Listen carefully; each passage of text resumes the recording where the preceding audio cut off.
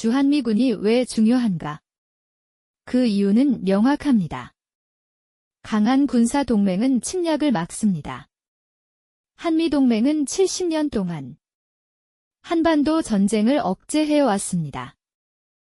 이 테러 단체에 대해서 선전하고 활동하는 사람, 가입해라 하든지 뭐 이런 사람들까지는 위험 인물로 넣을 수가 있어요. 아, 테러 위험 인물로. 그렇죠. 테러 방지법에. 예. 그런데 이 이재명 그때 대표를 피습했던 이 네네. 60대 남성분은 네네. 전혀 그런 게 없잖아요. 아, 그렇죠. 법적으로 테러 방지법에 해당되지 않죠.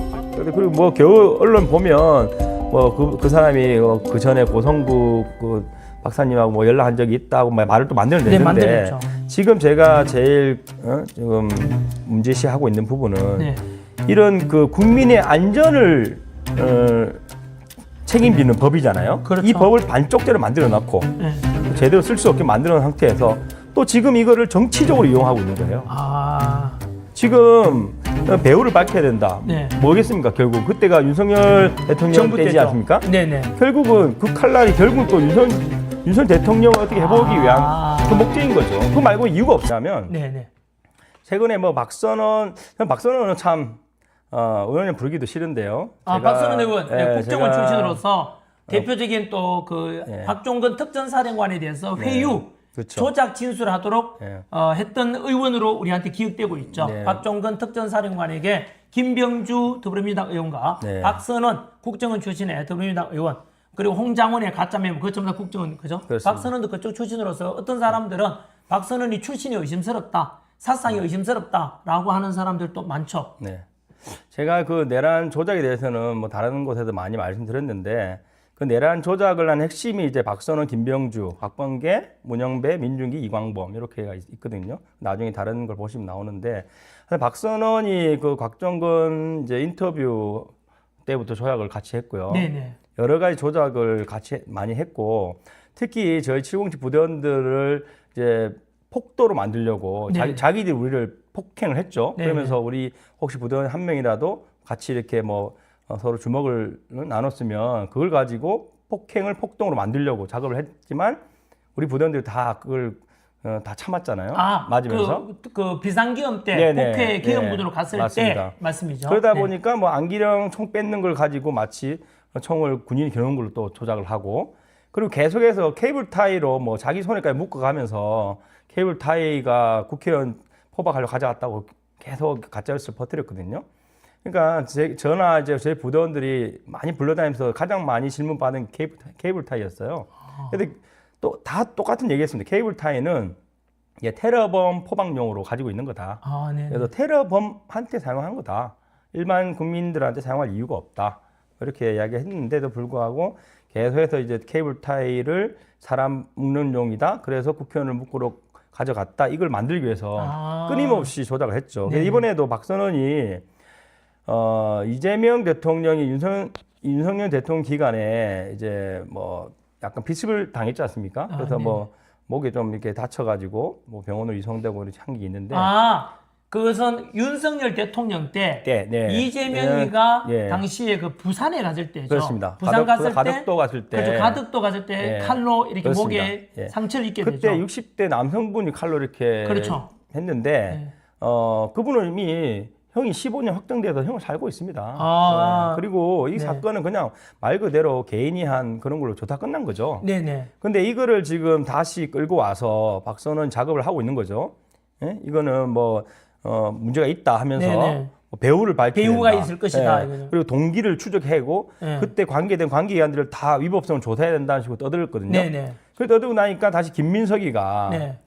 김민석이가 왜 나섰냐면 현재 테러 방지법 상에 네. 가장 최상위가 총리입니다. 아. 국가 테러 대책위원회 위원장이거든요. 아. 그러다 보니까 본인이 이거를 테러 1호로 지정을 해버렸죠. 그렇죠. 우리 역사상 없었던.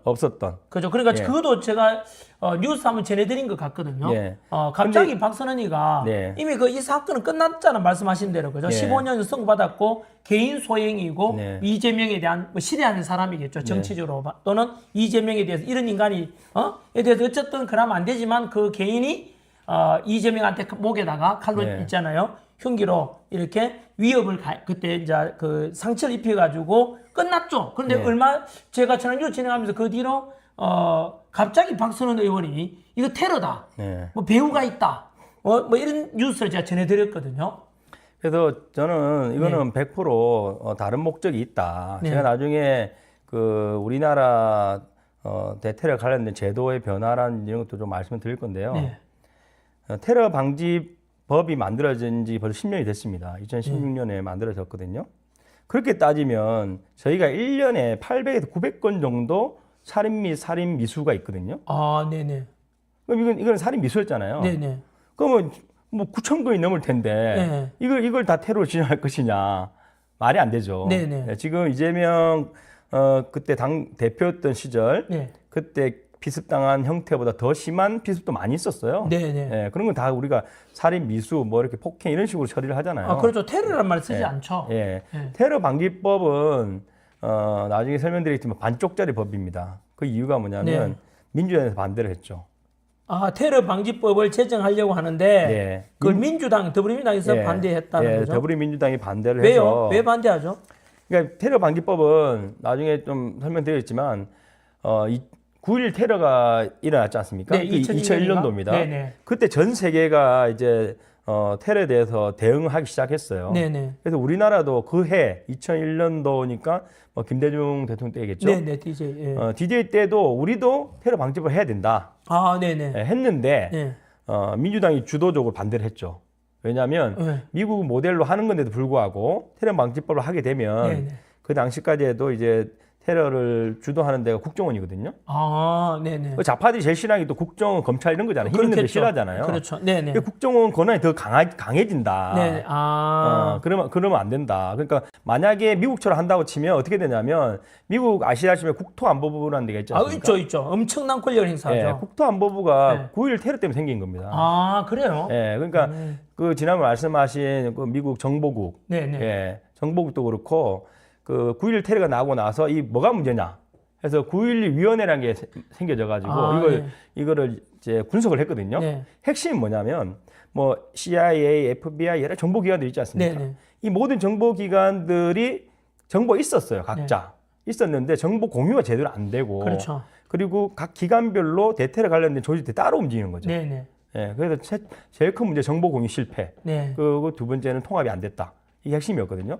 그래서 미국에 있는 모든 기관에 있는 대테러 요소들을 다 뜯어 모아가지고 만든 게 국토안보부입니다. 아, 그래서 막강한 권력 행사하는군요. 네, 그래서 국토안보부가 대테러 관련된 모든 권한을 가지는데 일단은 국내입니다.